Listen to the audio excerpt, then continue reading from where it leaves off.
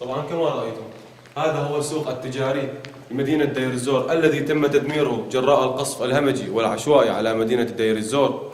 أحييكم أينما كنتم، أحيي المرابطين على أسوار المطار، أحيي المجاهدين داخل المدينة. كان معكم أبو جراح الديري، هيئة إعلام دير الزور.